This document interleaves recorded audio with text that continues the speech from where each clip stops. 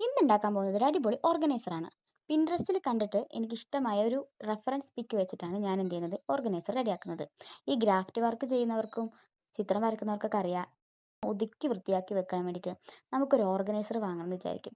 Organiser നമുക്ക് affordable ആയിട്ടുള്ള പ്രൈസിൽ കിട്ടുന്നില്ലെങ്കിൽ നമുക്ക് ഇതുപോലെ കാർഡ്ബോർഡ് പീസസ് വെച്ചിട്ട് ഒരു ഓർഗനൈസർ ഉണ്ടാക്കാം. ഒരു തട്ടിൽക്കൂട്ട് ഓർഗനൈസർ. ആദ്യമായിട്ട് ഉണ്ടാക്കുന്നതുകൊണ്ട് തന്നെ അതിന് അതിൻ്റെതായ ചെറിയ പ്രശ്നങ്ങളൊക്കെ ഉണ്ടായിട്ടുണ്ട്. പക്ഷെ എന്നാലും ഈ കഷ്ടപ്പാടിന് നിങ്ങൾ എല്ലാവരും സപ്പോർട്ട് ചെയ്യുന്നു ഞാൻ വിചാരിക്കുന്നു.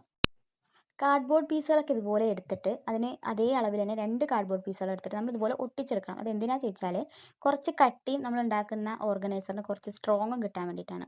പിന്നെ എൻ്റെ കയ്യിലുള്ള ഞാൻ ഈ പ്രിന്റ് പേപ്പറൊക്കെ വെച്ചിട്ട് നല്ല ഭംഗിയിൽ ഞാനത് കവർ ചെയ്തെടുത്തിട്ടുണ്ട്. പിന്നെ നമ്മൾ ആ കണ്ട പിൻട്രസ്റ്റിലുള്ള ആ പിക്കില്ലേ, ആ പിക്കിൽ കണ്ട പോലെ നമ്മൾ ഇതൊക്കെ ഒന്ന് അടുക്കി വെച്ച് ഒട്ടിച്ചു കൊടുക്കുക.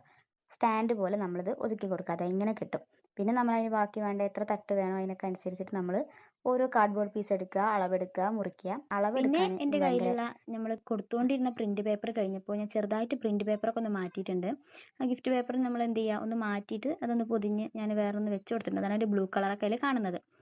പിന്നെ നമ്മൾ എന്ത് ചെയ്യുക, നമ്മളെ കയ്യിലുള്ള റെഫറൻസ് പിക്ക് പോലെ നമ്മൾ നല്ല ഭംഗിയിൽ ഗ്ലൂ ഒക്കെ തേച്ച് ഒട്ടിച്ച് വെച്ചിട്ട് സെറ്റ് ആക്കി എടുത്തിട്ടുണ്ട് കേട്ടോ.